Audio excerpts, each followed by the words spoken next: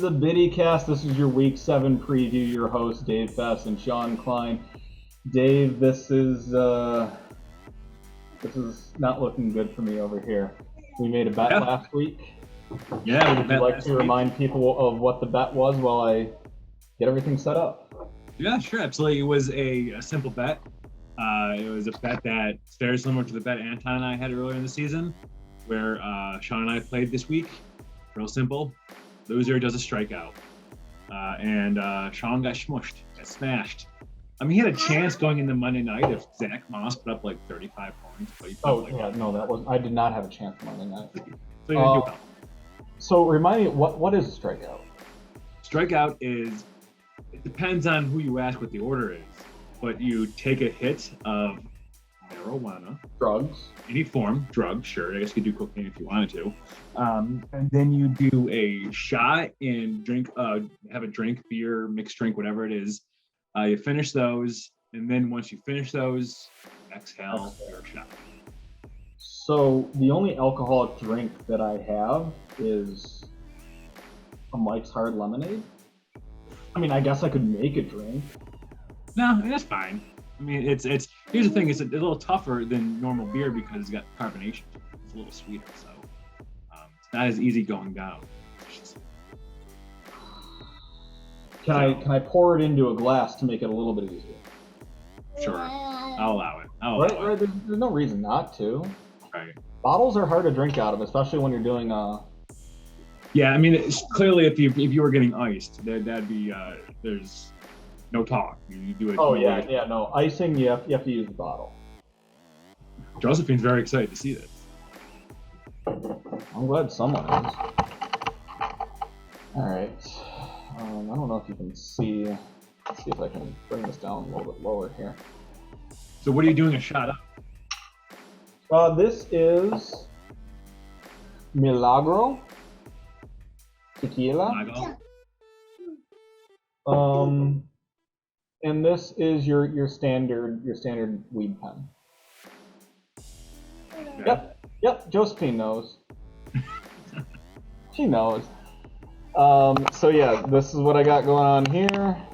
In case you're wondering if I actually filled up, yes. And there's questions about Anton. We don't really know if Anton actually did his. Yeah. I don't. It's funny. Every time Anton does a strikeout, it's the worst strikeout I've ever seen. Right.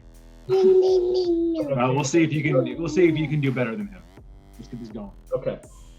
And for all notes and discussing purposes, I do not plan on going tonight. I'm staying in. So, here it goes. Do you have like a song you want to play while I do this?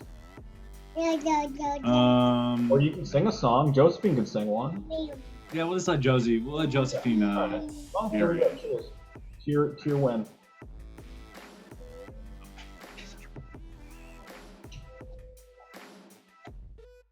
All right, here's the tough part.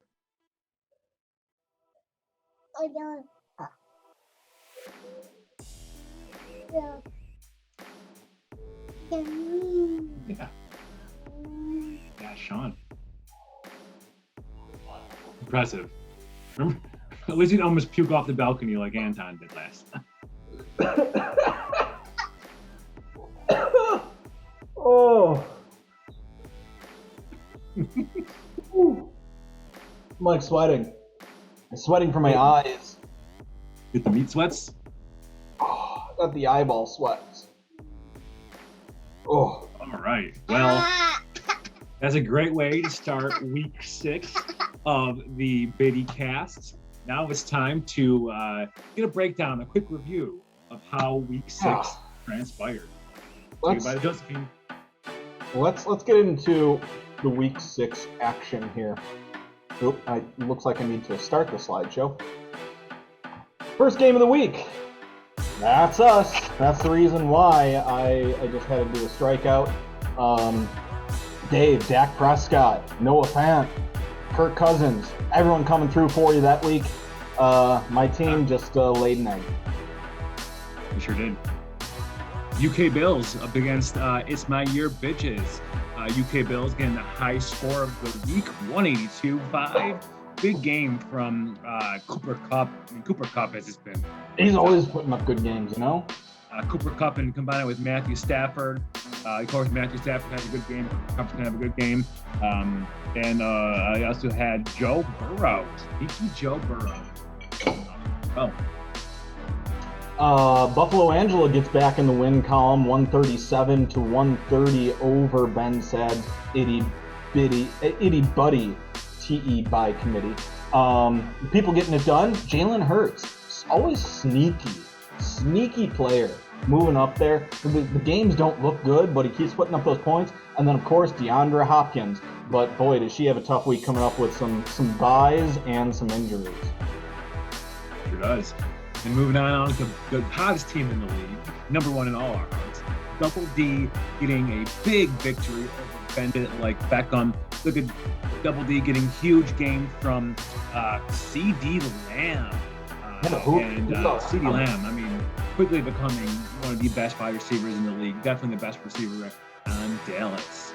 All right, now this one's a tough matchup because it was the battle of the basement, and the Anton team comes up with a big win. But I think the story here is really the Killer Tomatoes just can't put up points. Anton's team getting numbers from, of course, Josh Allen and Stephon Diggs, but also getting numbers from Aaron Rodgers, where you'd expect them to.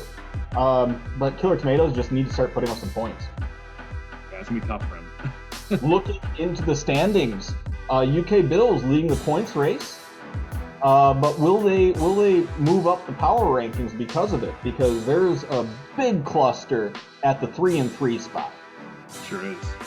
Yeah, it's getting interesting. It's usually this is when you start seeing teams separate, but the exact opposite is happening. Like everyone is just going into a clusterfuck. It's crazy. Except for the team. We also have a few injuries to talk about this week. I hit on a little bit during Buffalo Angela's recap. Baker Mayfield going down. He will not play on Thursday night. He has looks dislocated left shoulder. Yeah, brutal. Looks painful. Dislocated left shoulder. He's had problems with that. It really shouldn't sideline him for that long, but definitely out for tomorrow night. You're going to see Case Keenum under center.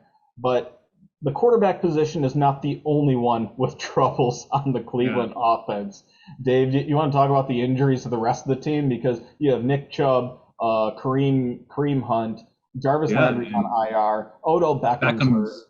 Yeah, and then their offensive linemen, I think they have two guards that who knows who's going to start. I think Von Miller for the Broncos, that he was interviewed yesterday, and he said that he was going to kill, you might want to try to kill the guy, but he's gonna kill no matter who it was that they put out there at guard. It's tough to see. This is something that the Browns have been plagued by injuries like the last two seasons. Landry and Odell Beckham, can't stay healthy, can't stay on the field, and it's a shame because Baker Mayfield is a talented quarterback. I'm not gonna say he's a Josh Allen or a Lamar Jackson, but he's a talented quarterback. But he can't stay healthy. His weapons can't stay healthy. I mean, as a Bills fan, we can relate to Browns fans' miseries, right? We can relate, and I always have been rooting for the Browns when they're not playing the Bills. So it is tough to see this franchise kind of going through this. So, but what you can do is football. And speaking of the Bills, they're also starting to face their own injury problems. Dawson Knox ending up on the injury report. He has a broken hand. The idea is that it's probably a metacarpal injury. And that's the area right here in your hand. It's not part of the fingers, but the main part of the hand, like where your palm is. That's why he threw the ball like a girl. Dawson Knox, actually a quarterback in high school, but on that 2-point conversion, he looked like I don't know, a soccer player out there trying to throw for the touchdown. But that was due to his broken hand. Now, is it going to sideline him? That's yet to be seen, but is he going to be catching the amount of passes that he was? Sure. Probably not. Yeah, it's going to be really interesting to see what happens. They get the bye week at the right time, the Bills, so he can get healthy and see what happens. If this was a long-term injury, you think the Bills would probably be kicking themselves and not getting a guy like Zach Ertz. But, we'll see what happens. I mean, I'm curious to think, thinking outside of fantasy, just as a Bills fan, if he's healthy, he's on the field. You wonder if maybe the play calling at the end of that game on Monday night would have been a little bit different having one of Josh's favorite targets out there in the red zone. But We'll never know. Never know. This week's power rankings, what's going to change? So let's before we actually reveal this, you made a little bit of a tweak to how we do this. I just want to let everybody know about what that is. Yeah, so we wanted to make the BiddieCast look a little bit more presentable. Before we were just doing spreadsheets and showing you the spreadsheets. Now we're putting it into an overall production. And in order to do that, we can't really have two different power rankings. It doesn't make any sense. So what we're doing is a composite power ranking where both Dave and I rank our teams, and then we take the average of those two to come up with the official BiddieCast power rankings. Love it. Love it. So coming in at number 10, and we'll see a little bit of a change here, the Killer Tomatoes moving down one spot. Just when you think you can't get much lower, you do. Yeah. Number 9. Rough season for the Killer Tomatoes. Dave, who's at number 9? Number 9, listen, I don't agree with this. I had him at number 10, but Sean brought up a good point off camera. Killer Tomatoes, I mean, Anton's team did just beat Killer Tomatoes. In my previous sessions, I said I can't put myself in front of a team that's beat me. So as much as I hate to say, I probably agree that Anton's team is slightly mere inches, almost like the size of Anton's penis, just about that much better than Killer Tomatoes. Number 8, It's My Year, Bitches. Again, it's a team that I feel like is there and it's in the mix here because the top 8, I mean, outside maybe the top 2, it's a big cluster here to get to those top 6 spots, and I think he still has a chance, but he's just not coming up with the wins, and that's what you need to see in fantasy football. Number 7. I agree. And these teams are at the bottom, 8, 9, and 10 are 2 and 4. They're one game out from I'm 3 and 3. I'm in the top 5, right? Well, I might have spoiled it there, but I'm in the top 5, and I'm only one game. A lot of season left to be played. So Killer Tomatoes and Anton's team, don't get too discouraged. You have some work to do, but even though ESPN says Killer Tomatoes has a 2% chance of making the playoffs, hey, 2% is not zero. Work to do, the Muppets dropped a few spots down to number 7. Yeah. At number 6, the Itty Buddy TE by Committee. Are you surprised that they're at 6? No, they're falling quick. I think I might have had them a little bit lower than 6, just because they're 4 games in a row they've lost. They're a team that's free falling. They got to get some scoring from their key players. They got to do. They're playing some teams that are tough, but they're getting close to being in that bottom level of the league. But as mentioned, hey, 6 is still a playoff spot, and you are not far ahead, Dave. So who's talking here? Well, I'm ahead, though. At the end of the day, I'm ahead. You can talk shit to everyone who's below you, right? And because they're below you. So. All right. So this is where the shit talk changes. Heading into number 4, who's there? Yeah, bend it. Again, still, he tough loss for him last week, but still, it's a team that if he can avoid injuries and manipulate his lineup come on when the bye weeks happen, he's a team that's always going to be favored to win every single week. So even though there's a loss, tough setback, he's still up there in the top 4. Number 3, the UK Bills. Yeah. And I think this is where you get into a tough position. They are the point leader in the league, but stuck at 3 and 3. I think both Dave and I just had a difficult time putting them in that top 2 position despite the points. Yeah, I would agree with that assessment for sure. So talking about the top 2, it's a toss-up. 2 teams are 5 and 1. It's between Double D and Buffalo Angela. Dave, who's the better team? Double D. I said it last week. I said it the week before.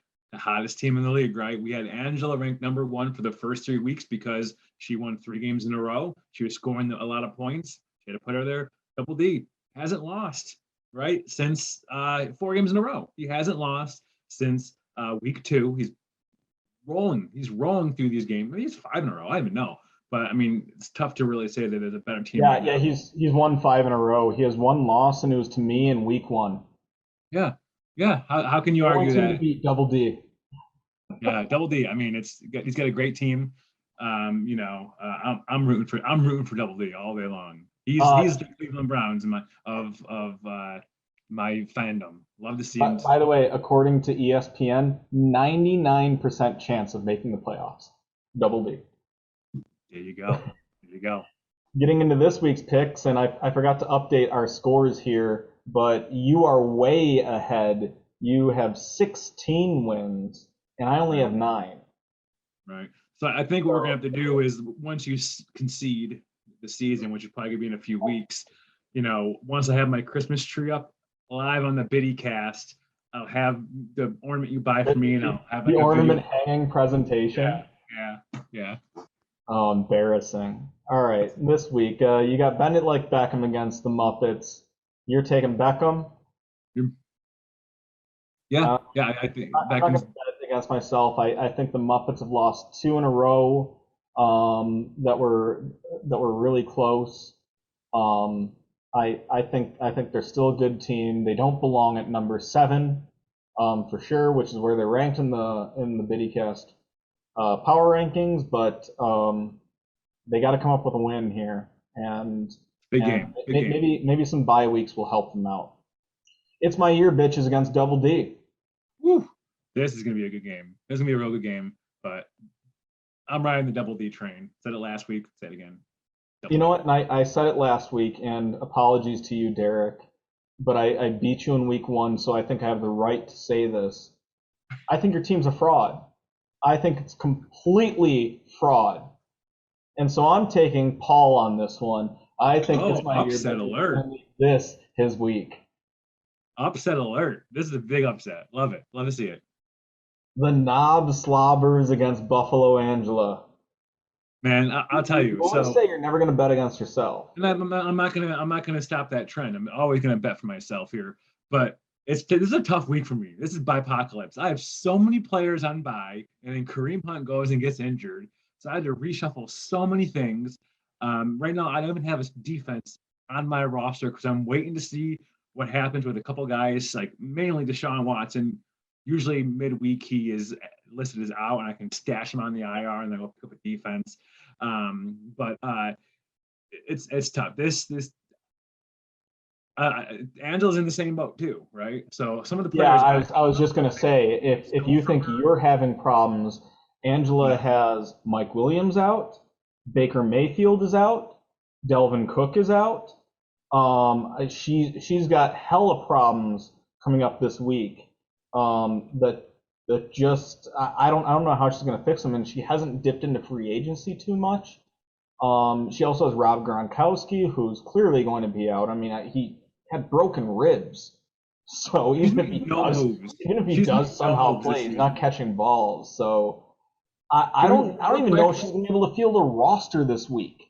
Real quick, can we just talk about something with her? She's made 0 moves this season, and how she's still 5-1 is super impressive. But she's gonna have to, or she's gonna give up this week. Yeah, like I said, unless her team comes up with a miracle win or your team doesn't show up or something like that, right?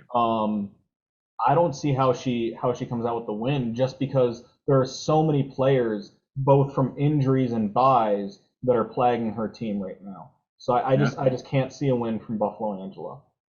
Itty Buddy TE by committee against the Killer Tomatoes, the last place Killer Tomatoes. Yeah, last place. I know what to say. Are either of us on the Killer Tomatoes? Even a blind squirrel finds a nut. Upset of the week, maybe the upset of the season so far. I don't know. Maybe your Paul with beating Double D is a bigger upset. Maybe equal. Killer Tomatoes wins in dramatic fashion. Wow, I think that's a call. I haven't looked at their rosters too much to see if they have any bye weeks this week. Obviously, one of the reasons why we don't do the preview anymore is because the rosters aren't set at this point in the week. So it would be so difficult for us to do a preview and make it actually worth you, our viewers, time. Right. But you're taking the Killer Tomatoes. I'm not on the same train. I'm going the committee. And then the last game of the week, Ooh, Anton against trouncing. UK Bills. It's gonna be a trouncing. Yeah, I agree. I agree. I completely agree. I just think UK Bills, highest scoring team in the league. And then Anton is, let's take a quick look over here. In the points for Anton is 9 out of 10. So Yeah. when you put the highest scoring in the league against one of the lowest scoring teams in the league, I just think that's a recipe for a big win for UK Bills. Agree, 100%. Talking points to wrap up the show. Yeah. You ready? Let's dive into it. Number 1, Deshaun Watson. Is he going to make an impact anytime this year? Well, yeah. I mean, you think about relatively new news. Actually, as of a few hours today, multiple reports are saying that a deal with the Miami Dolphins is close, potentially this week. So you would think if it's this week, maybe he's ready in time for the game against the Bills. 100%. This guy healthy. This guy's on a team. I mean, you look at like a trash team he had with Houston, and he was still a top 5 fantasy quarterback. Arguably, you can make an argument that Miami has better talent on their offensive side of the ball. Not great, but they do. I mean, they have their speed receivers. I mean, they have Waddle. They have Devontae Parker. 100%. This guy makes a difference if he remains active. I think if the NFL was going to suspend him, they already would have suspended him.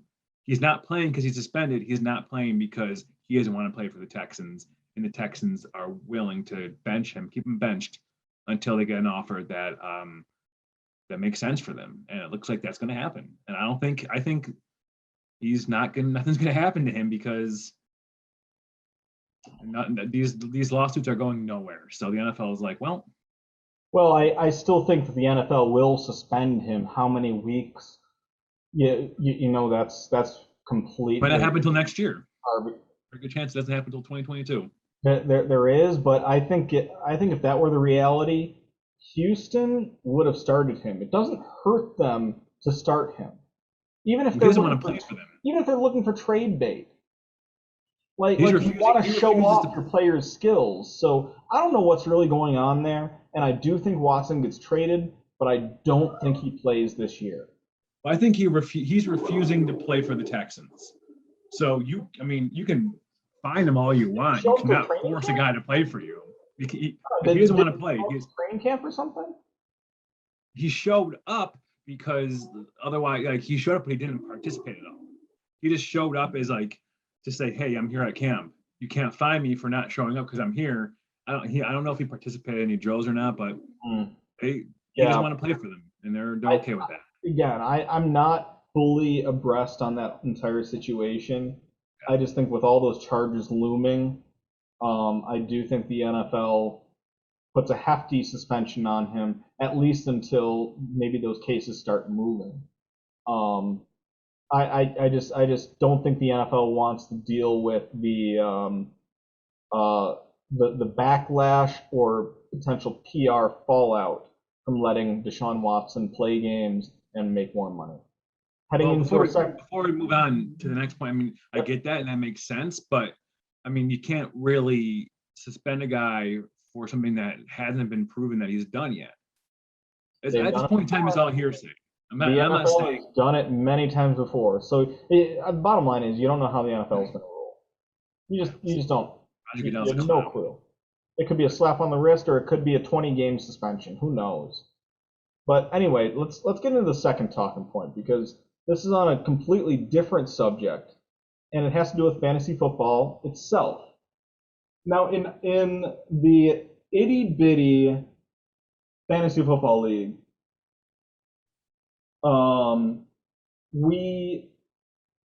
that stuff's starting to hit me now, so I'm getting a little slow.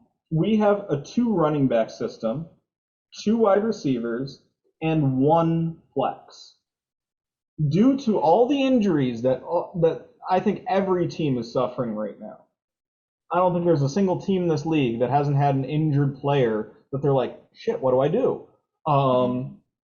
Between all of that, a second flex spot would be amazing right now. Get rid of a running back and change it into a flex spot.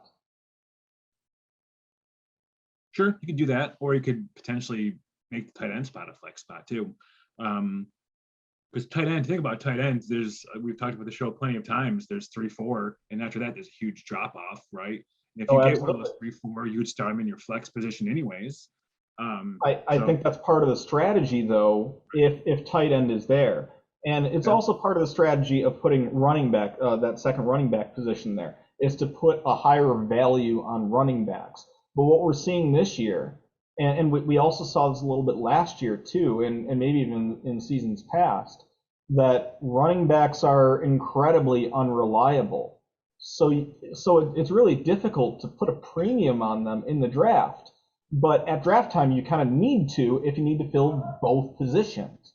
Now, if you got rid of one of the positions and turned it into a flex, it opens the possibility to a bunch of different strategies. You could go running back heavy. You could have 3 big running backs, like high-priced running backs on your team, and start them week in, week out if you have faith in those running backs. You could have 3 big wide receivers if you wanted. Hell, you could even go 3 big tight ends. The point is, 2 flex makes the league a lot more open, and it also makes it easier to stay in the race if your players get hurt.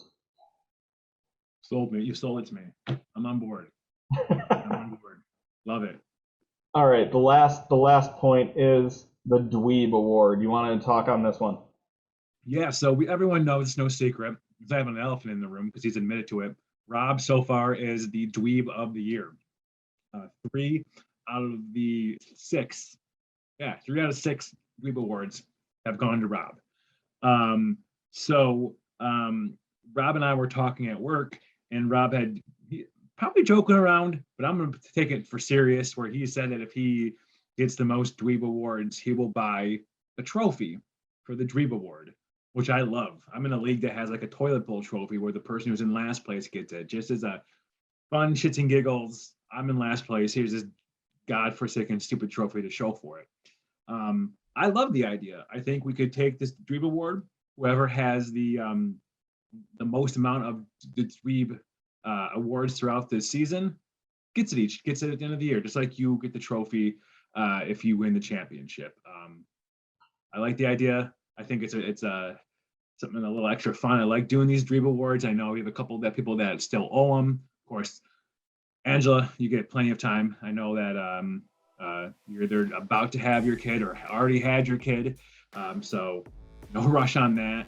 Of course, I think Ben owes one, and then Rob right now. I want it now. I want my right. I want my money, and I want it now. Sure. I think right now we're waiting on Twitter, of all places, Twitter to decide what Rob's punishment is going to be this week, which I am fucking excited for. Oh, I'm so excited to see what Londoners can come up with. Yeah, and then and of course Ben, Double D challenged Ben to do eat a popper chug and then rap. So Ben's always good for that stuff. He is for as white as he is, he's a surprisingly good rapper. So that should be good. Looking forward to it. Absolutely. Another interesting week, for sure. Well, that's all the time we have for you this week on the BiddieCast. We'll be back next week with another fantastic episode. These go Sox.